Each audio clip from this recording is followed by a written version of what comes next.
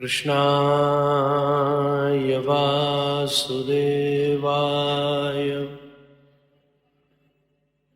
हरये परमात्मने प्रणतक्लेशनाशाय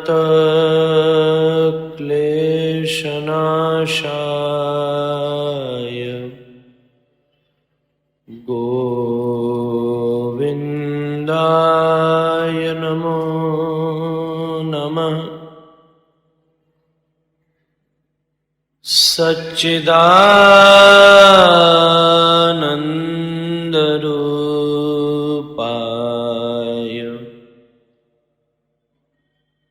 विश्वोत्पत्त्यादिहेतवे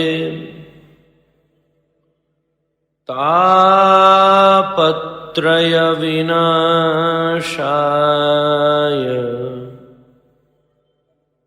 श्रीकृष्णाय वयं नुमः। श्रीरामाय वयं नुमः। श्रीगौराय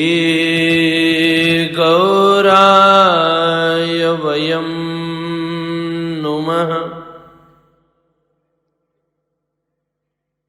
गौराङ्गसुन्दरसची नयनाभिरामम्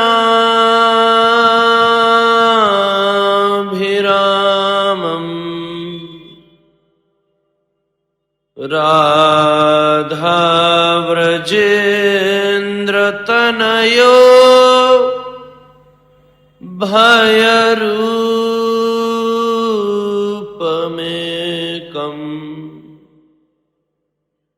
गोपालभट्टकरुणा कृतकृष्णदेहम्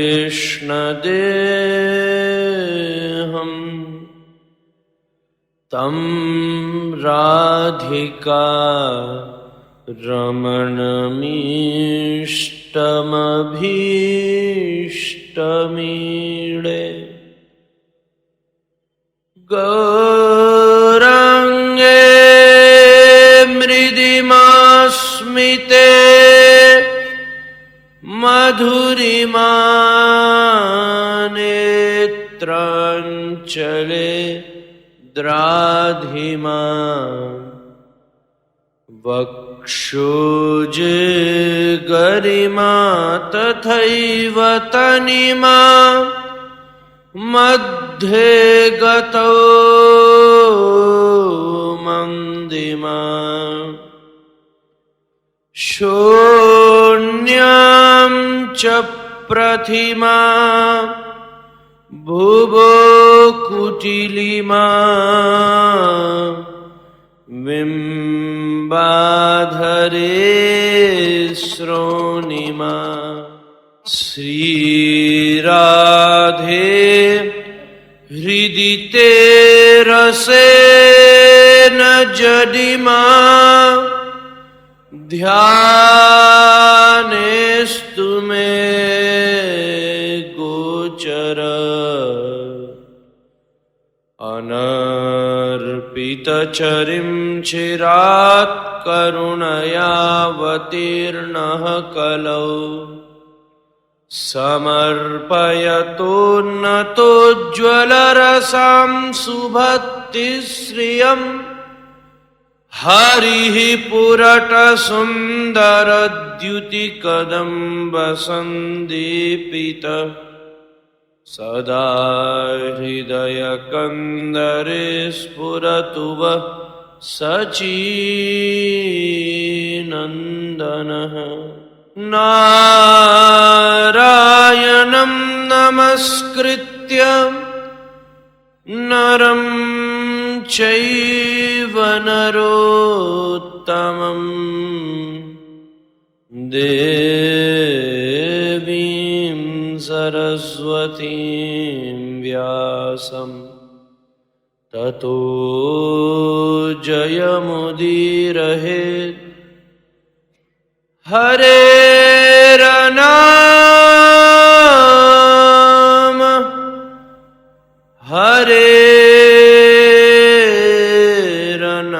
हरेरनाम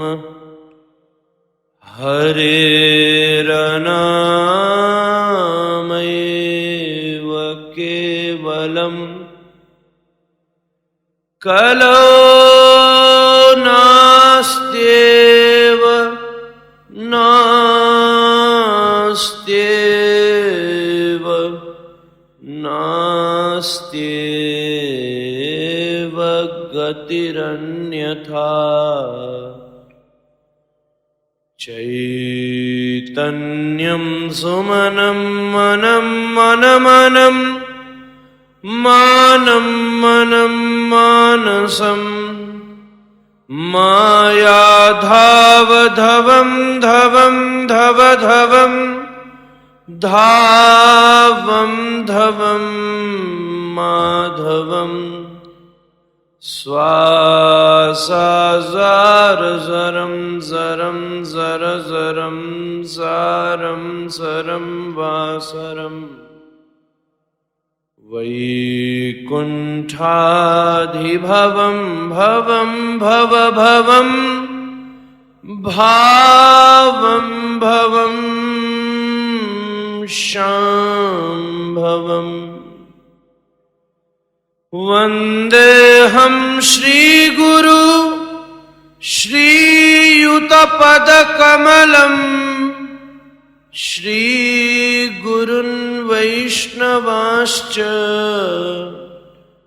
श्रीरूपं साग्रजातं सहगण रघुनाथान्वितं तं सजीवम् साद्वैतं सावधूतं परिजनसहितं कृष्णचैतन्यदेवम् श्रीराधा कृष्णपादान् सहगणललिता श्रीविशाखान्विताश्च श्रीकृष्णचैतन्यप्रभुनित्यानन्द श्री अद्वैत गदाधर श्रीवासादि गौरभक्तवृन्द। हरे कृष्णा कृष्णा कृष्णा हरे हरे, हरे राम राम राम हरे हरे। हरे कृष्णा कृष्णा कृष्णा हरे हरे, हरे राम राम राम हरे हरे। हरे कृष्णा कृष्णा कृष्णा हरे हरे, हरे राम राम राम हरे हरे।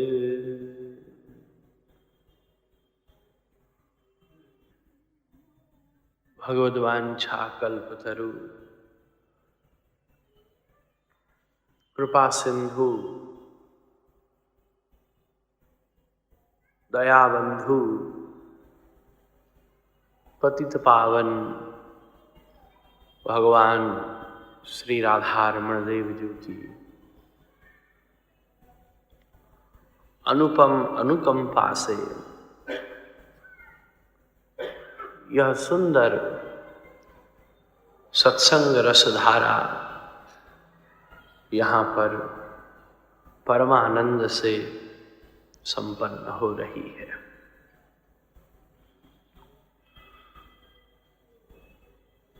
विगत 2 दिनों से हम आप सब श्रीमद् भागवत की भूमिका को ही श्रवण कर रहे थे, क्योंकि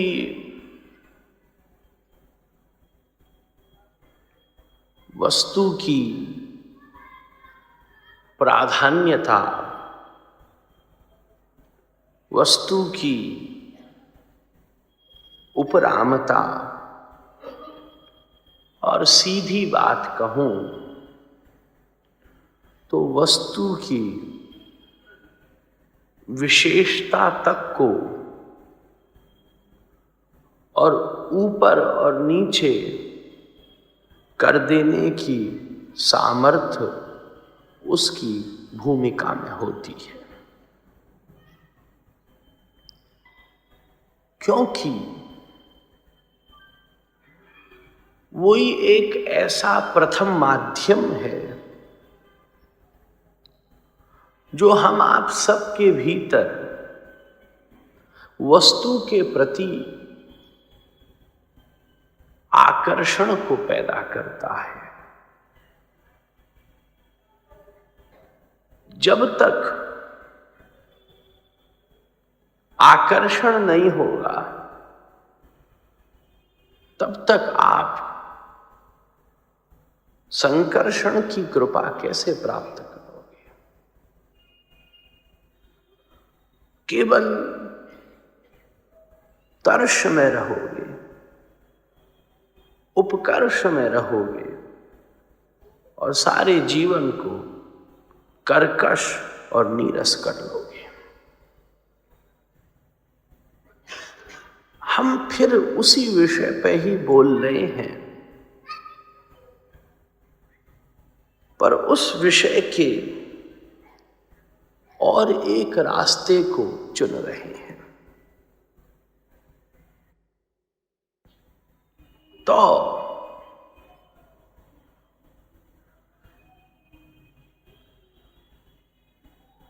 पिछले 2 दिन से हम जिज्ञासा के तत्व को जितना भी समय मिल रहा है दे पा रहे हैं। गलती हमारी है, आप सब तो आ जाते हैं। जिज्ञासा के ही तत्व की चर्चा आपसे निवेदित कर रहे हैं।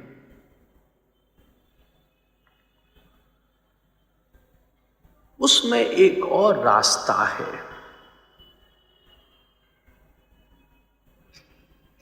देखो,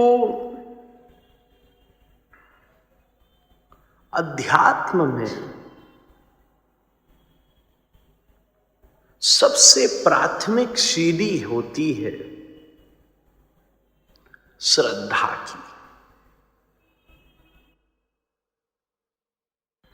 पहली नंबर की बात है आदौ श्रद्धा।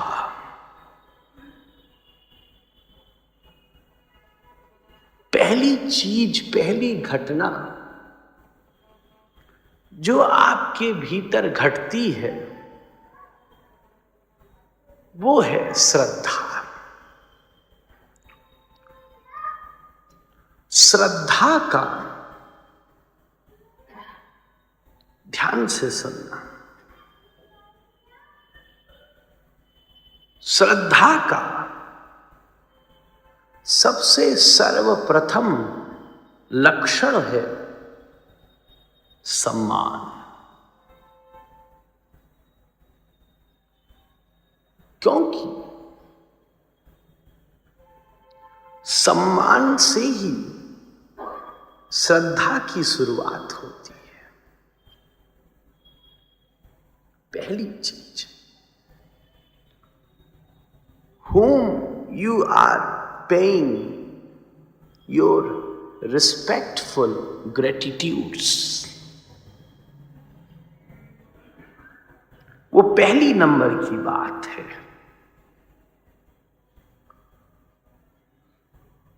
और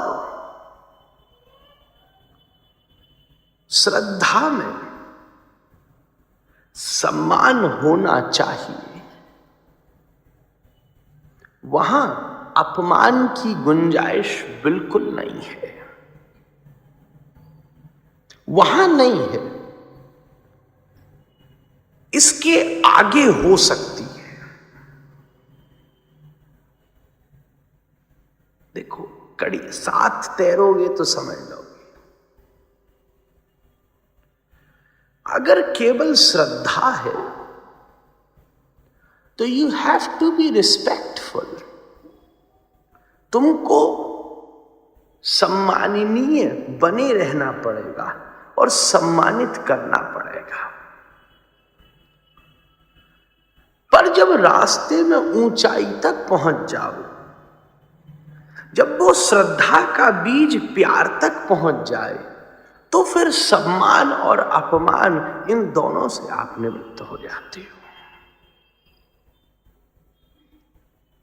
फिर न उसमें सम्मान रहता है, फिर न उसमें अपमान रहता है,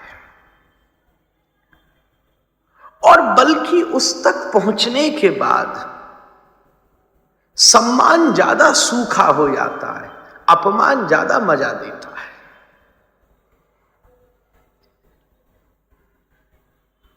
अपमान का मतलब इंसल्ट नहीं, वो अलग बात हो गई। हालांकि ये शब्द स्पेसिफिकली उसी फिलॉसफी के लिए प्रयुक्त होता है, पर उस स्थिति तक पहुंचने के बाद अगर गोपी श्री कृष्ण की स्तुति की जगह गालियां भी दे दें तो फर्क नहीं पड़ता है। कुछ खरी खोटी भी सुना दें तो फर्क नहीं पड़ता है, तो भी उन्हें भक्ति ही मिलती है। और बिना श्रद्धा के अगर अपमान भी हो तब भी सौदा सस्ता नहीं है। चिंता तब भी मत करो, क्योंकि ये बंसी वाला है ही ऐसे कमाल का। चिंता तब भी मत करो। बिना श्रद्धा के भी अगर अपमान है तो कम से कम शिशुपाल की तरह मुक्ति तो पाई लोगे।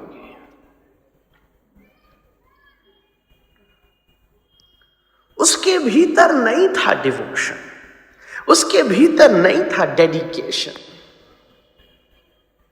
दुश्मन मानता था, भरी सभा में चिल्लाया, ये चोर, ये ग्वालिया। भगवान ने माथा काट दिया। सब बोले मार दिया, मार दिया। साधु खड़े होके बोले चुप हो जाओ। मार दिया कि सबकी आंखों के सामने तार दिया।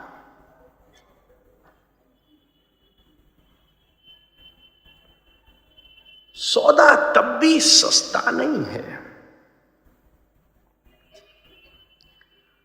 पर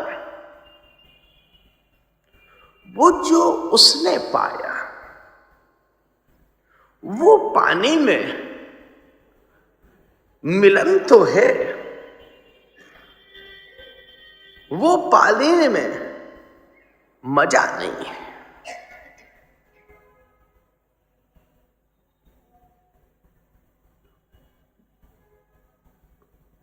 और वो और जल्दी पाया है। देखो, और लोग देर में पाएंगे जितना जल्दी शिशुपाल, हिरण्यकश्यपु, हिरण्याक्ष, रावण और कुंभकर्ण ने पा लिया है। खैर, तो मैं निवेदित कर रहा था, श्रद्धा का सबसे पहला लक्षण बढ़ने वाली, ऊर्ध्वगमन करने वाली। अगर सीढ़ियों चढ़ने का शौक ही नहीं है तो ये प्रवचन किसी के काम में आने वाला नहीं है।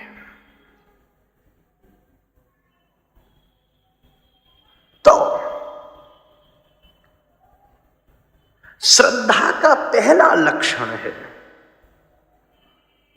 सम्मान। आदौ श्रद्धा।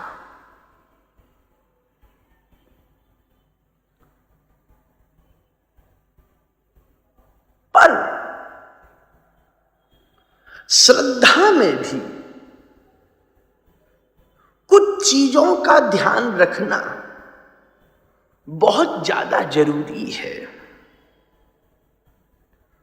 श्रद्धा के पीछे भी जिज्ञासा की एक बहुत बड़ी भूमिका है।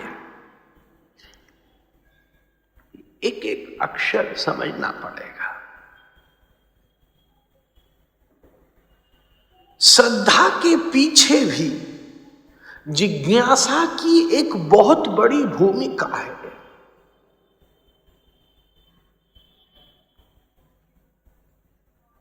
और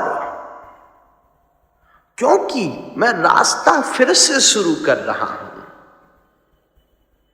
कल जिस रास्ते पे चला था उससे तो आपको सीढ़ी से छत तक पहुंचा चुका था और क्यों को निर्मूल करके सामने प्रस्तुत कर चुका था।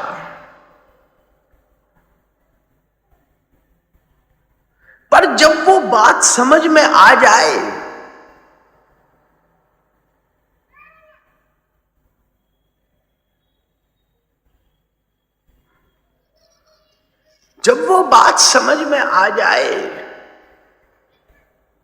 तब ये एक नई चीज पैदा होती है।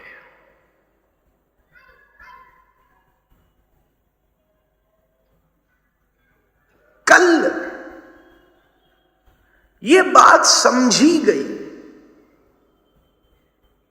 कि क्यों कुछ नहीं होता और ये बात समझाई गई कि क्यों हो भी तो तुम उसका गला घोट के उसकी मृत्यु मत करो, बल्कि उस क्यों के उत्तर को ढूंढ करके उसको निर्मूल कर लो। उत्तर क्या था वो कह चुका हूं। पर जब उत्तर समझ में आ जाए तुमको, तब अध्यात्म फिर से इसी प्रश्न को दोहराता है। जैसे कक्षा में अध्यापक बारंबार प्रश्न पूछता है और आप उत्तर देते चले जाते हो, पर उस समय दिए हुए प्रश्न और के उत्तरों का लाभ कुछ नहीं होगा। ज्यादा से ज्यादा कक्षा के सहपाठियों के द्वारा आपको थोड़ी देर की क्लैपिंग मिल जाएगी, थोड़ी देर का एप्रिसिएशन मिल जाएगा। वहां पर सारे जवाब आपने दे भी दिए, पर अगर पेपर के समय, एग्जाम के समय तुम ठोके उत्तर को नहीं लिख पाए तो उस समय उत्तर देने व्यर्थ हो गए। अगर उस समय चुप भी पड़ गए पर कागज के ऊपर तुमने सब उतार दिया तो काम बन गया। 365 दिन की मेहनत को बताने का समय 3 ही घंटे का होता है।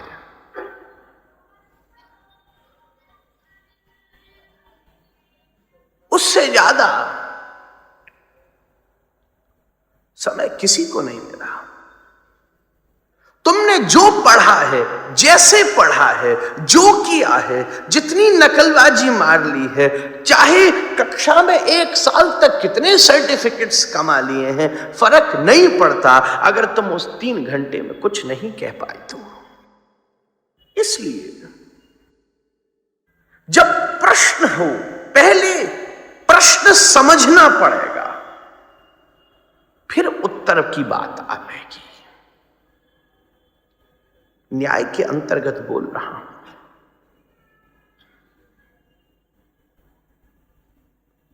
ये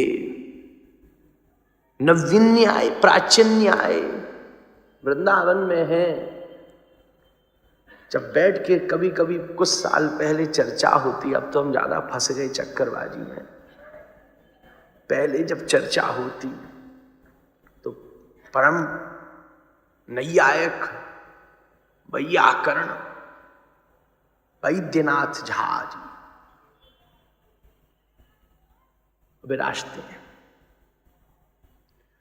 महान नवीन न्याय, प्राचीन न्याय में राष्ट्रपति पुरस्कार को प्राप्त किए।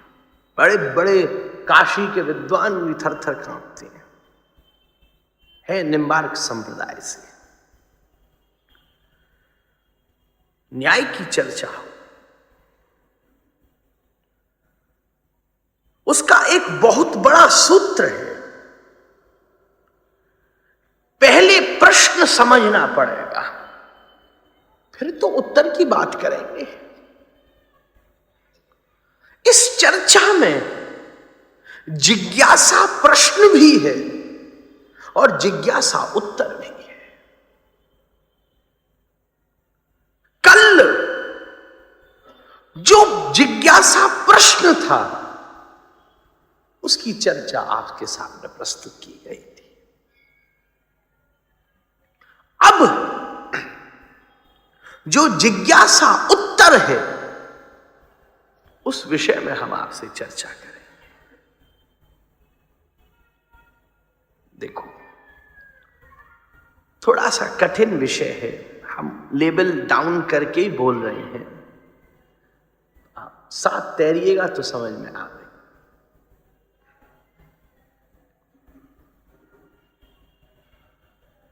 ये बात समझ में आई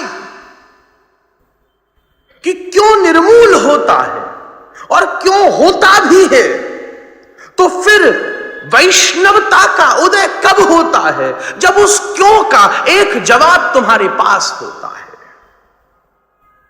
क्यों? राधा रमण के लिए। साचो एक राधा रमण, झूठो सब संसार। पर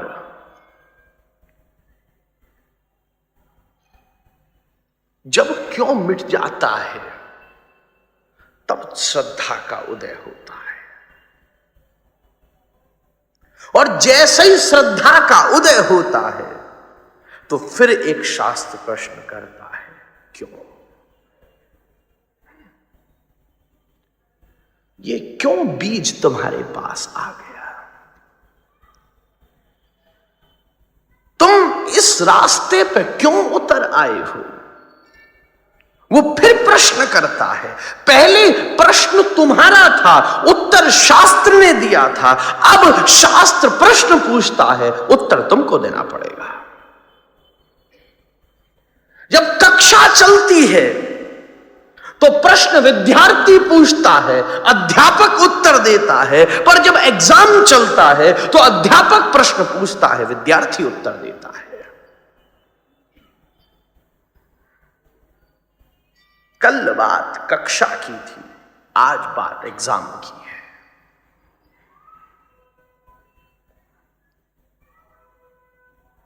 तो पूछा, क्यों?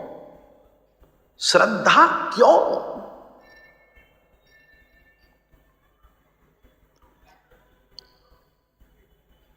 उसके पीछे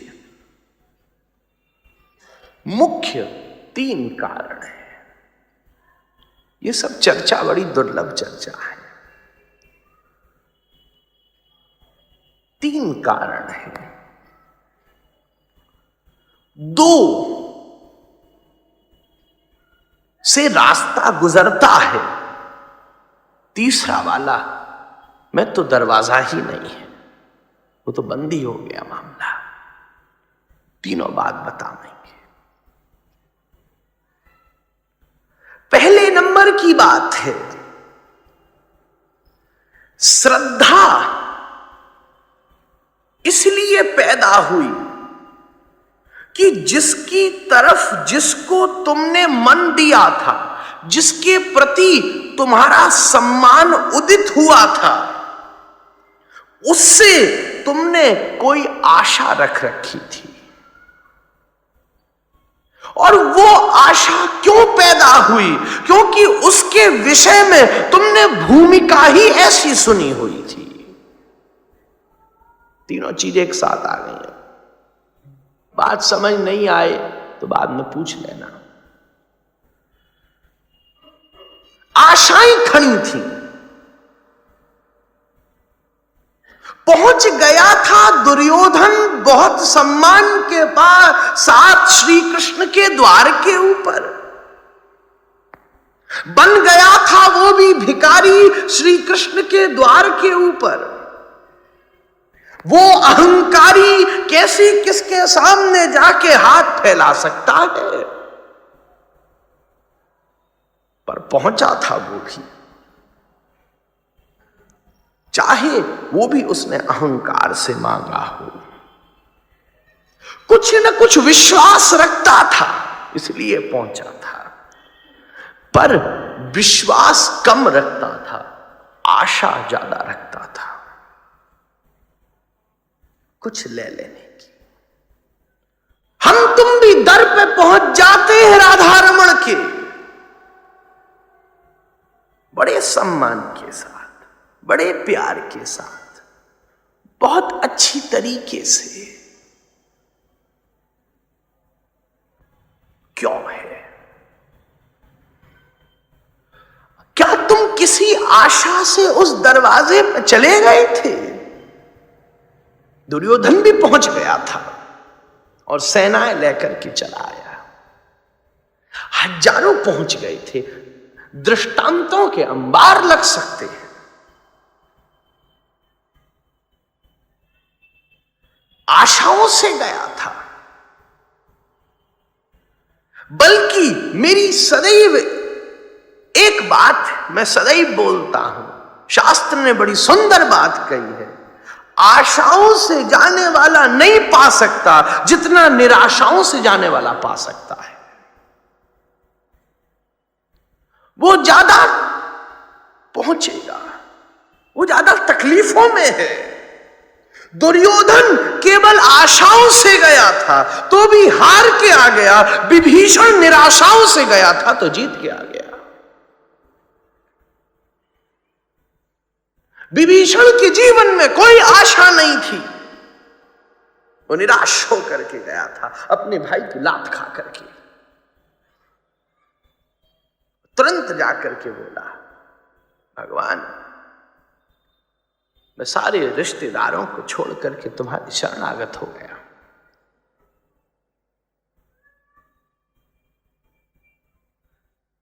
पहली स्थिति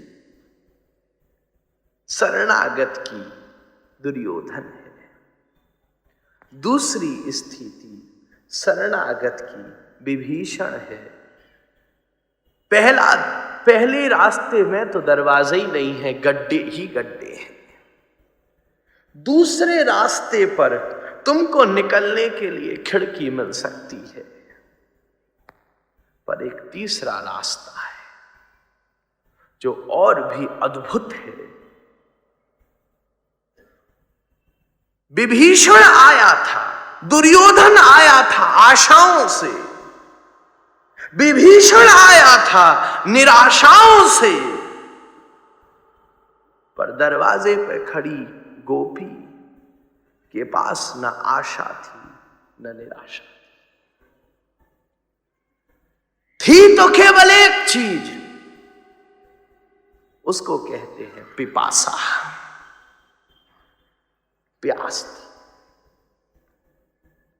न आशा थी न निराशा थी तो केवल पिपासा थी, प्यास थी। और वो तीसरा चरण है जिसी के दूसरे नाम को रूप गोस्वामी लौल्यता कहते हैं। जब वो आ जाती है तो आदमी परवाओं से निवृत्त हो जाता है, आशाओं से उसको फर्क नहीं पड़ता, और निराश इस दुनिया में उसको कोई कर नहीं सकता। न आशा है न निराशा है तो केवल पिपाशा है, प्यास है। तीसरा दरवाजा सबसे गजब का है। वो तीसरा रास्ता सबसे अद्भुत है।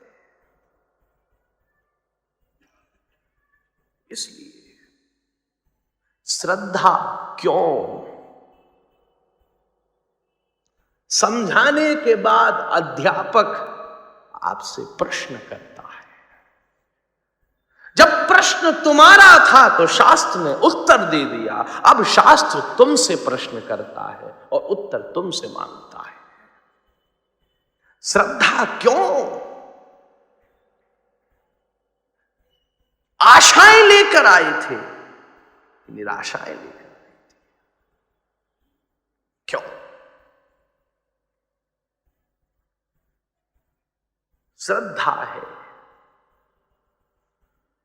अब दूसरी नंबर की बात बताना चाहता हूं। ये कई सारे वैष्णव सिद्धांतों का सम्मिश्रण है। या तो ठंडाई खुद घोट लो और ताकत नहीं हो तो यहां आ जाओ, घुटी घुटाई पिला दे।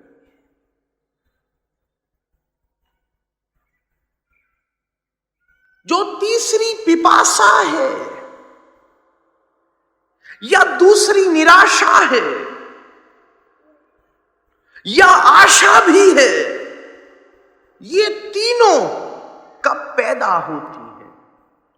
जब एक घटना घटती है जिसको कहते हैं आकर्षण। कृष्ण का मतलब आकर्षण।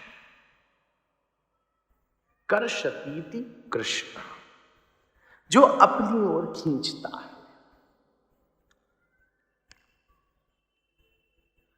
अट्रैक्शन पहली चीज। और अट्रैक्शन उसी प्रकार का होता है जिस प्रकार की भूमिका को तुमने सुना होता है।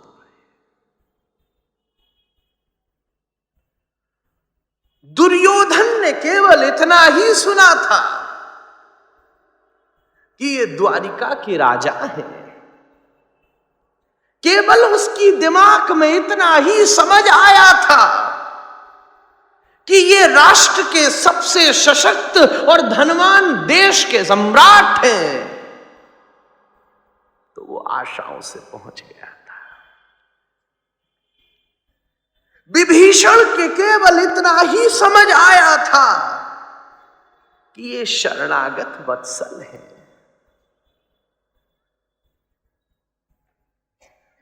हनुमान जी का शिष्य है ना, ये हनुमान जी का चेला है।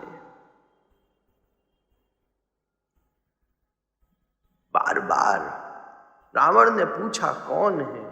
हनुमान जी ने कहा मैं राम का दास हूं। तो विभीषण ने कहा मैं हनुमान का दास हूं। ये विभीषण हनुमान जी का शिष्य है।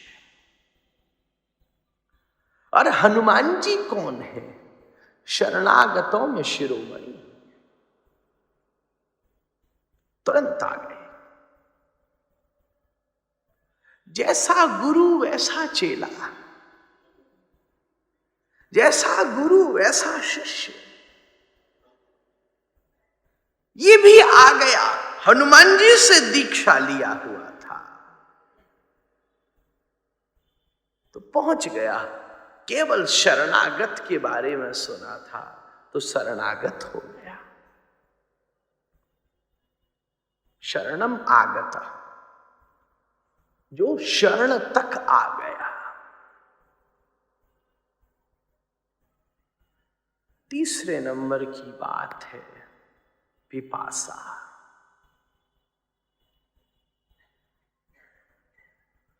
तुम उस तक पहुंच जाओ। ये निराशा से हो सकता है और उसको अपने तक बुला लो, ये केवल पिपासा से हो सकता है।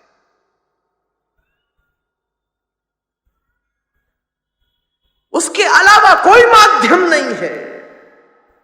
विभीषण राम तक जाता है तो वही कृष्ण गोपी के दरवाजे तक पहुंच जाते हैं, केवल माखन चुराने के लिए।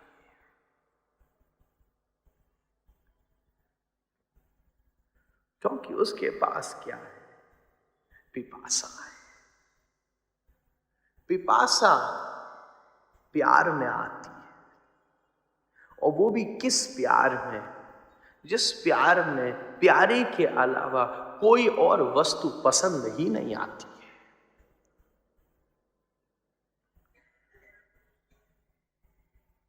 बस वो मिल जाए और क्या चाहिए। ये गहरी निष्काम प्रीति ही वो माध्यम है जो तुम्हारे भीतर पिपासा का उदय कर सकती है। और जब पिपासा हो जाती है तो वो जो योगियों को नहीं मिल सकता, व्रतियों को नहीं मिल सकता, बड़े बड़े यज्ञ अनुष्ठान करने वालों को नहीं मिल सकता, रोने चिल्लाने वालों को नहीं मिल सकता, रोता हुआ तुम्हारे दरवाजे पे मिल जाएगा।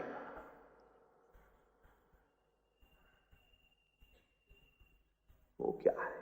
पिपासा है। आकर्षण उसी प्रकार का होता है जिस प्रकार की भूमिका को तुमने सुना है, और भूमिका उसी प्रकार की सुनते हो जिस प्रकार का संग रखते हो। जैसों के पास रहोगे वैसे ही बन जाओगे।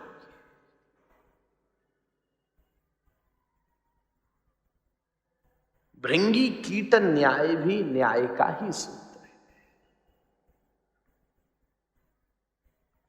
एक भृंगी कीड़ा कीड़ों को पकड़कर मिट्टी में, आप देखते हो संद में मिट्टी के घर बना लेते हैं, उसमें बंद कर देता है और बाहर बैठा बैठा ब्रिंग ब्रिंग ब्रिंग ब्रिंग बोलता है। कुछ दिनों के बाद भीतर वाला कीड़ा भी वही भृंगी कीड़ा बन करके निकल जाता है। था शकुनी भृंगी ही जिसने दुर्योधन के कान में केवल आशाएं और कामनाओं के जहर घोल रखे थे। बिगड़ गया।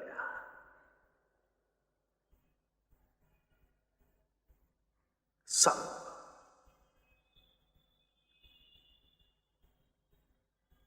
एक उससे पहले की बात, पहली बात मैंने कही, श्रद्धा क्यों? वो आशा है, वो निराशा है कि वो पिपासा है। और इन तीनों का निर्धारण आकर्षण से होता है। आकर्षण का निर्धारण भूमिका से होता है। भूमिका का निर्धारण संग से होता है। और संग में भी ग्रहण करने की सामर्थ्य फिर श्रद्धा से ही होती है। इसलिए आदो श्रद्धा। संग तो हजारों तुम्हें मिल सकते हैं, पर उस संग में से तुम लेने की इच्छा किससे रखते हो? बैठे उसी दुर्योधन के पास भीष्म, बैठे द्रोणाचार्य, कृपाचार्य, अश्वत्थामा, अनंत कितने लोग बैठे हुए हैं, पर वो किसकी सुनता है? शकुनी की। बैठे थे विभीषण के पास हजारों, कुंभकर्ण, रावण, कितने लोग बिगाड़ने वाले बैठे थे, पर वो किसकी सुन गया? हनुमान की। एक की सुन गया, और की नहीं सुनी। इसलिए मैं गोपी को इसमें नहीं ले रहा हूं, क्योंकि वो बहुत ऊंची है। मूर्तिभूतम प्रेम गोपांगना, वो तो ऊपर से नीचे तक प्यार का ही स्वरूप है। भक्ति रसामृत सिंधुकार कह रहे हैं, अगर श्री किशोरी जी भाव हैं, श्री कृष्ण आनंद है, तो गोपी प्रेम है। मूर्ति भूतम प्रेम गोपांगना, प्रेम गोपांगना, मूर्ति स्वरूप है ये प्रेम का। वो इस सबसे निवृत्त है। वो आशा भी कर ले तो कृष्ण को आना पड़ेगा दरवाजे पे, वो निराश भी हो जाए तो उसको आना पड़ेगा दरवाजे पे। उनके अंदर पिपासा भी आ जाए तो चाहे डांट ले चाहे फटकार ले, पर वो मिलेगा तो छचियावर छाछ पे नाच नचावे। उनकी परिधि अलग है।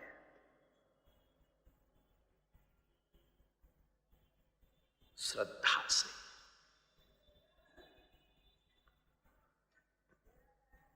दूसरे नंबर की बात है, ये तो भैया सब नोट करने का विषय है, फिर चिंतन करने का विषय है, क्योंकि ये बार बार नहीं निकलता है। दूसरे नंबर की बात है, अगर तुमने पहली डेफिनेशन तो मैंने कह दी, अब दूसरे तरफ की डेफिनेशन कह रहा। सिक्का होता है, इस तरफ से देखो चाहे इस तरफ से देखो, सिक्का ही होता है, पर दोनों तरफ के सिक्कों की पहचान अलग अलग होती है। एक तरफ एक लिखा होता है तो दूसरी तरफ अशोक बना होता है। उसी से पहचानोगे कि ये एक का है एक का ही, पर दोनों तरफ से अलग होता है। श्रद्धा एक ही है, पर समझने के माध्यम दो हैं। पहली चीज हमने बता दी। अब शास्त्र दूसरा क्यों पूछता है, श्रद्धा क्यों? क्या तुमको श्रद्धा पुश्तैनी मिल गई है, पारंपरिक मिल गई है? अगर वो है तो भी अभी कुछ चाहिए। सब्जियां इकट्ठी हो जाएं, मसाले इकट्ठे हो जाएं, हलवाई भी आ जाए, रसोई भी तैयार हो जाए, पर अगर आग न हो तो भोजन कैसे बनाओगे?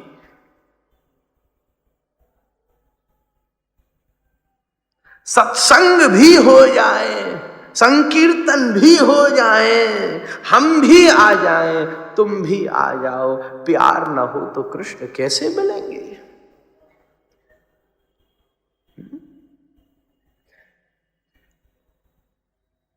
क्या तुमने केवल पुश्तैनी परंपराओं के लिए ही हमको और अपने आप को यहां इकट्ठा कर लिया है?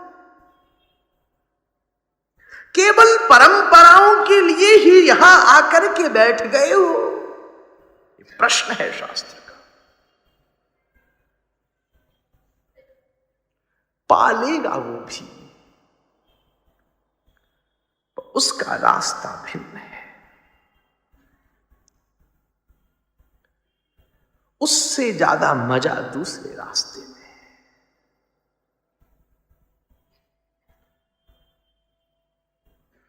तुम ये देखो कि तुम परंपराओं की गांठों में अनुबद्ध होकर के यहां बैठे हो, कि किसी दिन दुकान पे बैठे हुए किसी वैष्णव ने तुम्हारा दिल चुरा लिया था, इसलिए तुम यहां बैठे हो।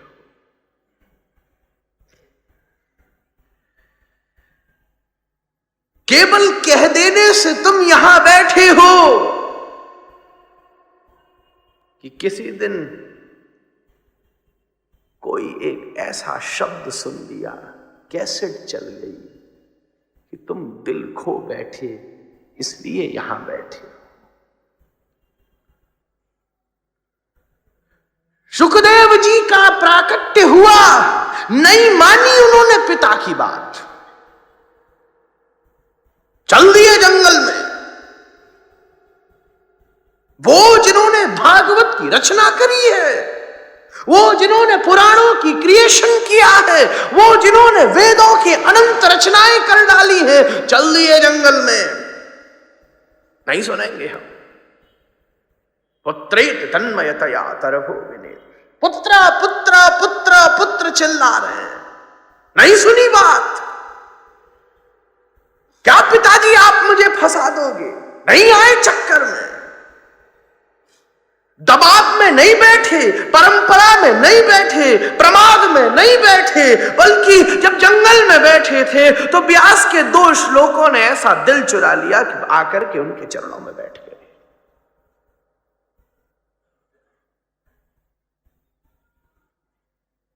जब दिल आया तो पीछे आएंगे। कथा से आप सब परिचित हो। सुखदेव जी तो जंगल में गए थे, विद्यार्थियों ने 2 श्लोक बोल दिए। वो जो बैठे थे अपने मन को खोल करके कि कब आएगा कृष्ण और इसे चुरा के ले जाएगा, 2 श्लोक बोल दिया। पहला बोल दिया कि इसका कितना सुंदर रूप है, और दूसरा बोल दिया इसका कितना सुंदर स्वभाव है। जब ऐसी 2 व्याख्या हुई तो उनको भी पता नहीं चला कि उनका दिल कहां चला गया।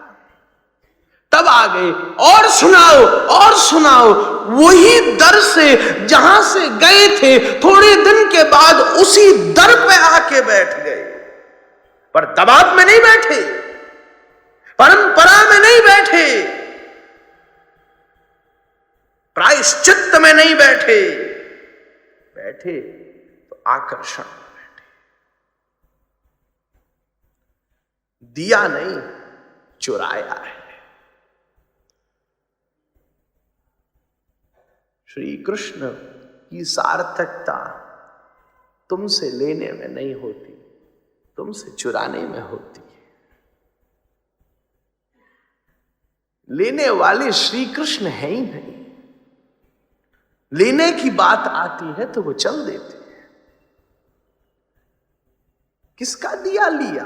दुर्योधन ने 56 भोग लगा दिए थे तो नहीं लिए, क्या देगा?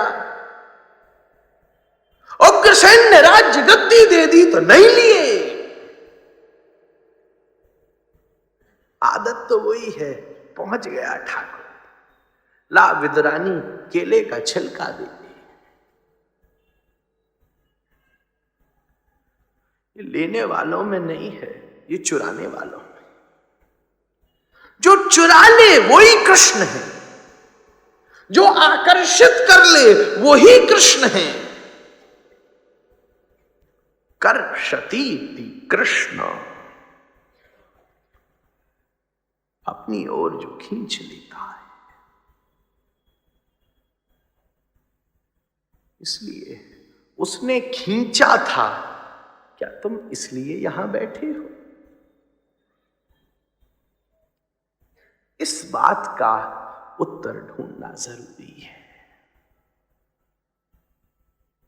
इसमें भी 2 परिधियां हैं। ये बहुत साइकोलॉजिकल और फिलॉसफिकल टॉक है भैया। इसमें भी 2 परिधि हैं। एक वो है जो पहले लुटा है और फिर उसके भीतर श्रद्धा का उदय हुआ है। एक वो है जिसके पास पारंपरिक श्रद्धा मौजूद थी, फिर भी श्री कृष्ण ने उसके दिल को चुरा करके उसे लूट लिया है। ये दोनों परंपराएं, इन दोनों परंपराओं का निर्धारण तुम्हारे संस्कारों से होता है। एक वो था जिसको तो पता ही नहीं था कुछ, एक दिन ऐसा आया, ले गया। एक था जो सब जानता था, बैठे थे प्रकाशानंद सरस्वती, कोई सामान्य नहीं, उद्भट 10,000 सन्यासी शिष्यों के गुरु, परंपराओं को बना देने वाले काशी के उद्भट विद्वान प्रकाशानंद सरस्वती। एक दिन ऐसे महाप्रभु आकर के श्रोताओं में चप्पल के पास बैठे, आंख से आंख मिली, वो बोलने वाले जब बड़े बड़े विद्वान भी चुप पड़ जाएं, उनसे नजर मिलते ही अपना विषय भूल गए और वृंदावन में आकर के कहते हैं, अद्वैत वीथि पथिकै रूपास्य सौराज्य सिंहासन लब्ध दीक्ष सठेन के नापि हटेन नीप दासी कृता गोप वधू बिटेन। क्या बताऊं, एक दिन एक ऐसा हटी आकर के, हटे ना शटे ना, गाली दे रहे, गाली दे करके बोले हैं। प्यार में क्या माला और क्या गाली। हटे ना और शटे ना। एक दिन एक ऐसा दरवाजे के अच्छा खासा सोने के सिंहासन पे बैठा हुआ था, पूजनीय सम्माननीय प्रकाशनीय वायु में जीने वाला मैं, एक दिन एक ऐसा हटी आके बैठा, एक ऐसा हटे न, एक ऐसा शठे न कि मुझ प्रकाशानंद को दासी कृता गोप वधू बिटे न। स्वामी को भी गोपी के घर में उसके चावलों में से कंकड़ बीनने वाले उसके दास के दास के दास के दास के द्वारा भी बिना मोल का खरीदा हुआ दास बना दिया।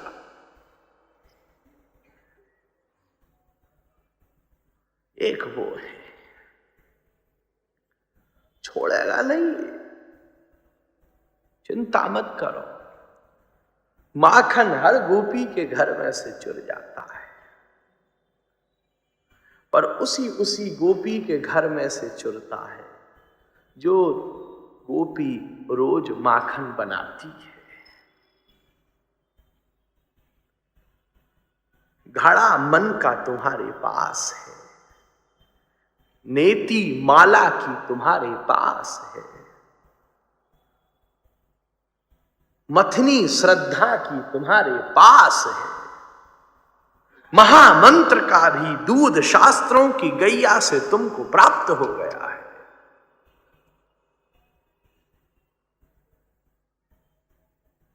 गैया की दूध से निकाला हुआ महामंत्र का दुग्ध भी तुमको प्राप्त हो गया है। बस एक काम करो, इस माला की नेति से श्रद्धा की मथनी को हृदय के घड़े में महामंत्र के दुग्ध को डाल करके तुम चलाना शुरू करो, चलाना शुरू करो महाराज, मंथन करना शुरू करो। धीरे धीरे जितना छाछ है, जितने विषाद हैं, सब निकल करके खत्म हो जाएंगे और खुद ब खुद भाव का और प्यार का माखन ऊपर तैरने लग जाएगा। तुमको घड़े में से माखन निकालने में देर लगेगी कि माखन चोर उससे पहले दरवाजे पे आके खड़ा हो जाए। इसलिए माखन बना ले। माखन का मतलब एक और बात है, उसको देने का, उससे लुट जाने का मन बना ले।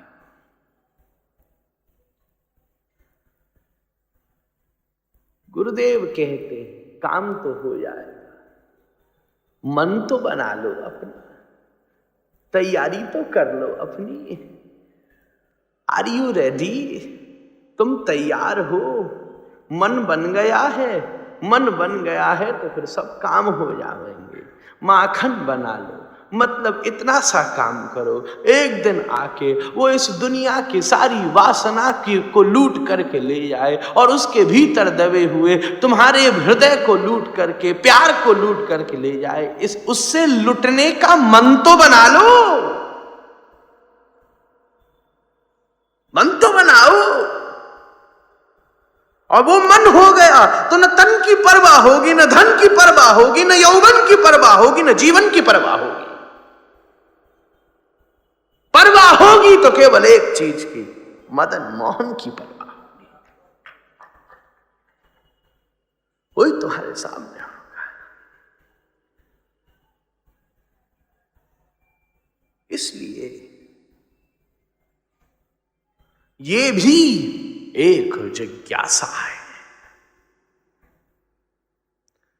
जब इन दोनों जिज्ञासाओं से तुम्हारे प्रश्न और शास्त्र के प्रश्न, इन दोनों से जब तुम निवृत्त हो जाओगे, तब इस ग्रंथ को सुनने के अधिकारी बन पाओगे, तब परीक्षित बनोगे।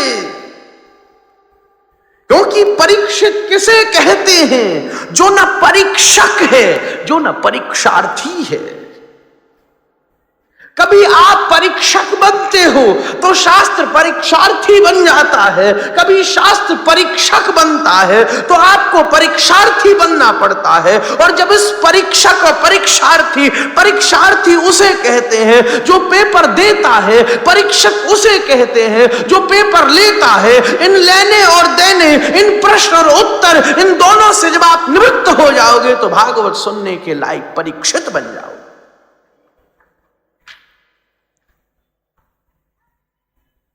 परीक्षित हो, जिसके पास इच्छा भी है और जिसके पास प्रतीक्षा भी है। यह जीवन की पद्धति है। जो इच्छा भी रखता है और प्रतीक्षा भी रखता है और समदर्शना रखते हुए सुखदेव गोस्वामी के आश्रित हो जाता है। आप जानो, आपका काम जाने। दुनिया अपने आप निपट लेगी, व्यवहार अपने आप निपट लेगा। बस हमें तो एक चीज दो, बैठ करके भागवत के अनंत प्रगाढ़ रस को पिलाने की व्यवस्था बना। और जब ऐसा परीक्षित बैठता है तो बड़े बड़े वक्ता भी उस श्रोता के पास में बैठना अपना सौभाग्य मान लेते हैं। तब रचयिता भी उनके पास में बैठ जाते हैं। वो बनना है। इसलिए मैं सदैव एक बात बोलता हूं, कृष्ण कृपा और गुरु कृपा कथा बोलने में कम होती है, कथा सुनने में ज्यादा होती है। बोलने को तो आज जो मर्जी बोल देगा, सबके सामने ही माइक धर दो, 5-10 मिनट तो अपनी बात इधर से उधर सभी घुमा देंगे। सभी वाक्पटु हैं, सभी इतने प्रतिभा को रखते हैं। कथा बोलना कम गुरु कृपा है, कथा सुन लेना ज्यादा गुरु कृपा है। सबसे ज्यादा कठिन काम इस दुनिया में कथा सुनना ही है, और मंगल भी सुनने में ही होता है। मैं भी यहां श्रोता ही हूं। सुनने में श्रवणम कीर्तनम विष्णु। वेद में क्या है? श्रुति। श्रुति का मतलब, श्रुति किसे कहते हैं? जिसको श्रवण किया जाता है, सुना जाता है। अध्ययन कितना कर सकते हो? सुनना पड़ेगा। महाराज, ये तो रही भूमिका की, श्रद्धा की। जब श्रद्धा होगी, जिसमें आकर्षण भी होगा, जिसमें संकल्प भी होगा, और संकल्प भी ऐसा कि जिसमें कोई विकल्प नहीं होगा, और फिर संकल्प भी ऐसा कि उसके पीछे तुम्हारे पास इतना पेशेंस हो, इतना धैर्य हो कि उसके पूरे होने में चाहे जितने कल्प भी लग जाए तो भी तुम विचलित ना हो। उत्साहन निश्चयात धैर्यात। रूप गोस्वामी लिख रहे हैं, तीसरी बात है धैर्यात। ठाकुर को पाने में धैर्य की बहुत बड़ी भूमिका होती है। तुम्हारे भीतर कितना पेशेंस है, कितना टॉलरेशन है, क्योंकि ये रास्ता छोड़ने का ही है। शुरू में पाने की बातें वो करता है, कितना पेशेंस है। ये रही बात श्रद्धा की। जब ये सब हो जाता है तब तुम्हारे भीतर श्रद्धा का उदय होता है। जब श्रद्धा आती है तो फिर मेधा है या नहीं है परवाह नहीं होती, क्योंकि मेधा से पाया भी नहीं जा सकता। नायमात्मा न प्रवचनेन लभ्यो न मेधया न बहुना श्रुतेन यमे वैस वृणुते तेन लभ्यो विवृणुते तनुस्वा। कठोपनिषद बोल रहे हैं। अरे वो प्रवचनों से नहीं मिलेगा। नायमात्मा न प्रवचनेन लभ्यो न मेधया। ज्यादा बुद्धि की चालाकियों से नहीं मिल सकता वो। बहुना श्रुते, केवल बैठ करके तुम इधर उधर की बातें सुनते ही रहो, और अगर आचरण तक नहीं लेकर के आए तो भी नहीं मिलेगा। तब श्रवण करना हुआ ही नहीं, तब सुनना हुआ। श्रवण करना तो तभी होता है जब बीज की सार्थकता तभी होती है जब वो भूमि में गिरा भी हो और फूट करके फसल पैदा भी की हो और आगे फल भी दे दिया हो। ऐसे ही जब तुम्हारे कानों में से कोई सिद्धांत का बीज गया भी हो, तुम्हारे हृदय में गढ़ा भी हो और तुम्हारी इंद्रियों के द्वारा वो क्रियान्वित भी हो गया हो, तब श्रवण होता है। नहीं तो सुन लिया। न बहुना श्रुतेन, न सुनने से होगा। यमे वैशम प्रणुते तेन लभ्यो विवृणुते तनुस्वाम। पकड़ना पड़ेगा।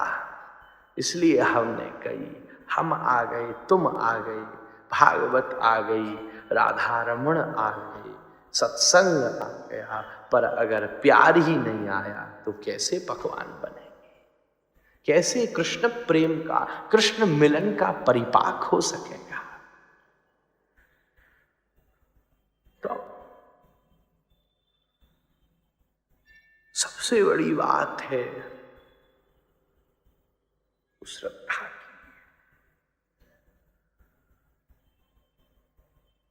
उसमें संकल्प होता है, उसमें सम्मान होता है।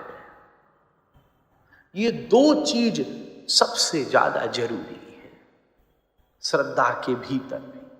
देखो, ये लिखवे की बात है, पहली नंबर की बात है। उसके भीतर सम्मान से वो शुरू होता है और संकल्प पर वो विश्राम होता है।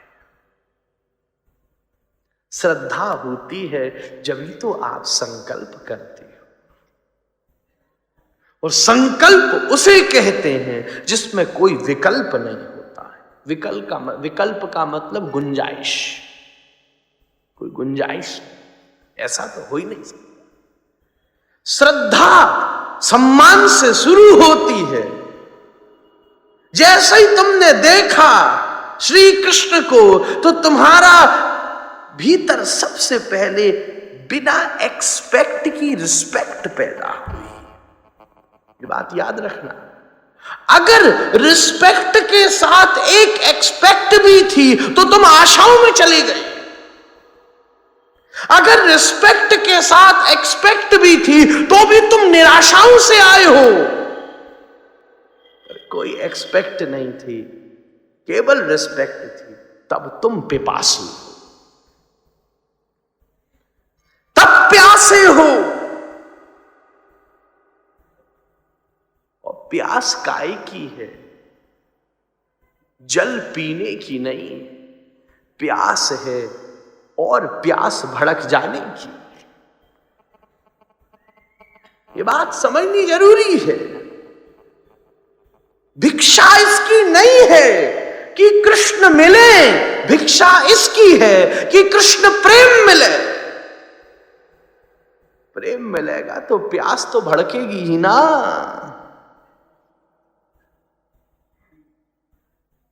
पिपासा इसकी नहीं है कि जल मिले। अगर जल मिलने की पिपासा है तो फिर तुम आशाओं में आ गए।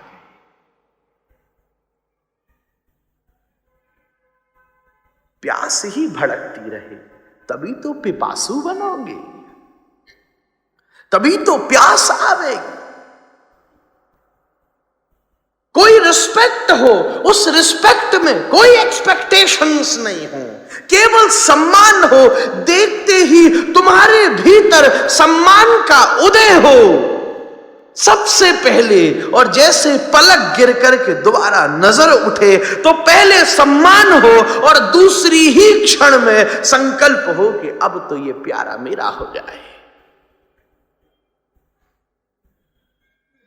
जब सम्मान होगा और संकल्प होगा तब दूसरी चीज आपको मजा देवेगी।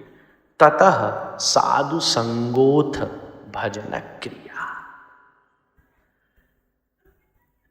फिर जब संकल्प होगा कि प्यास और बढ़े तब तुम ऐसे दरों पर आके बैठ जाओगे, तब किसी महात्माओं के पास आके बैठोगे, तब भागवत की, भगवत गीता की और सर्वोपरि चैतन्य चरितामृत की शरणागति को ग्रहण करोगे। आओगे यहां भी इसलिए कि प्यास मिट जाए, पर एक बात बताए देता हूं, यहां आ गए तो प्यास मिटेगी नहीं बल्कि प्यास और भड़क जाएगी।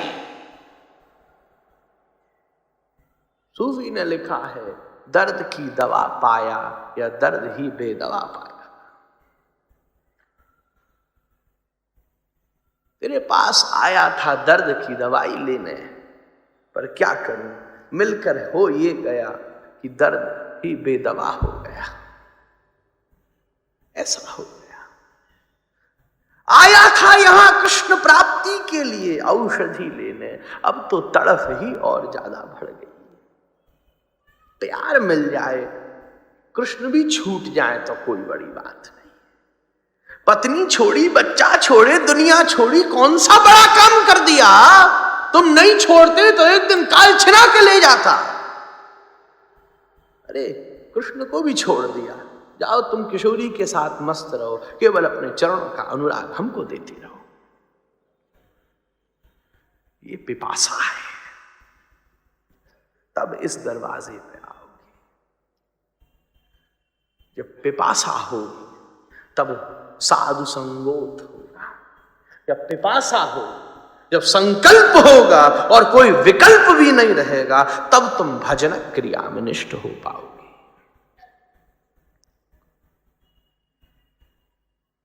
ये दोनों चीज। अब एक तीसरी बात, समय तो पूरा हो गया है। जब आप सम्मान पे पहुंचते हो श्रद्धा में और संकल्प पे खत्म करते हो श्रद्धा को, तब पिपासा तक पहुंचने का प्रयास होता है। और जब पिपासा पे पहुंचते हो तो फिर आप किसी महात्मा के दरवाजे पे बैठते, पिपासा और भड़क जाती है। जब भड़क जाती है तो फिर तीसरी चीज करते हो, भजन क्रिया। और भजन का मतलब क्या है? पीना। भज धातु पित्यर्थम, भजन का मतलब है पीना।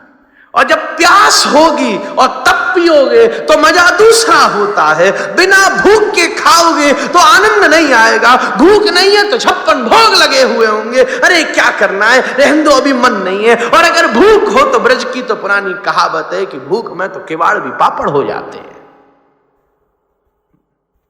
प्यास। महात्मा कह रहा है, एक पुरानी कथा है, हमने सुनाई थी पहले। एक महात्मा, राजा को अहंकार था अपनी संपत्ति का। महात्मा बोला, तेरे पास क्या है, मेरे पास तो तुझसे हजारों गुना पड़ा है, कहाँ पड़ा है? बोले तू अकेला चलेगा तो मैं तुझे दिखाऊंगा, गुप्त रखा है, कोई तेरे साथ पहरेदार, कोई अंगरक्षक नहीं जाएंगे, तू और हम दो जाएंगे, कोई बात नहीं, चल। राजा भी शौकीन था, चल दिया महात्मा के साथ। सुबह से लेकर रात तक चला। राजा को बड़ी दूसरे दिन प्यास लगी, बोला थोड़ा सा महाराज कमंडलू में से जल पिला दो। बोले एक घूंट पीने की कीमत है 10,000 स्वर्ण मुद्राएं। क्या बात करता है, इतना एक्सपेंसिव ना? थोड़ी देर में फिर 2 घंटे नहीं चाहिए, 2 घंटे बाद गला सूखा, थोड़ा सा दे दे, चल 10,000 दे दूंगा। बोले तो ओल्ड प्राइस था, न्यू प्राइस तो है 20,000 स्वर्ण मुद्राएं।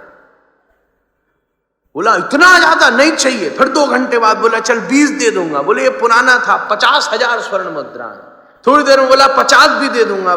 बोले नहीं नहीं, वो भी पुराना था, अब तो आधा राज्य चाहिए तेरा। बोले पागल हो गया है क्या बाबा जी? चल चल मुझे नहीं पीना। और चला, 6 घंटे बाद तो मूर्छित होने वाला था। बोले पानी दे। बोले अब तो पूरा राज्य देगा, तब एक घूंट पानी तुझे पिलाऊंगा। थोड़ी देर में मूर्छित होता राजा बोला कोई बात नहीं, एक जल की घूंट दे दे, सारा का सारा राज्य तुझे दे दूंगा। राजा ने पूरे कमंडलू जल उसको पिलाया और बड़ी जोर जोर से हंसा। जिस बात का महात्मा जोर से हंसा, बोले जिस बात का राजा तू अहंकार करता था, वो पूरा राज्य तो मेरे कमंडलू में भरे एक जल की घूंट पे ही लुंठित हो गया, न्योछावर हो गया। जिस बात के तू अहंकार में रहता था। प्यास हो तो एक घूंटों पे राज्य लुट जाया करते हैं, तो जब प्यास हो तो वो कृष्ण तुम्हारे दर पे खड़ा हो जाए, ये कौन सी बड़ी बात हो गई? प्यास हो तो वो रघुनाथ शबरी के दरवाजे पे पहुंच जाए, ये कौन सी बड़ी बात हो गई? प्यास हो तो वो श्रीमन महाप्रभु नवद्वीप और भारतवर्ष के विविध विविध मार्गों में घूम घूम के हरि हरि कहो, हरि हरि कहो, हरे कृष्ण कृष्ण कृष्ण हरे हरे, हरे राम राम राम हरे हरे। वो महामंत्र की वर्षा कर दे, ये कौन सी बड़ी बात हो गई? इसलिए पहले प्यास बढ़े, फिर जल मिले, भजन क्रिया। जब वो होगा तो ततो अनर्थक निवृत्ति स्यात् तत्तो भक्ति रुचिस्तथा। फिर बात आगे गई, प्रादुर्भावे भवेत क्रम। ये भैया भक्ति का क्रम है। जब श्रद्धा होगी तब कथा होगी। इसलिए अभी तो हुई नहीं शुरू,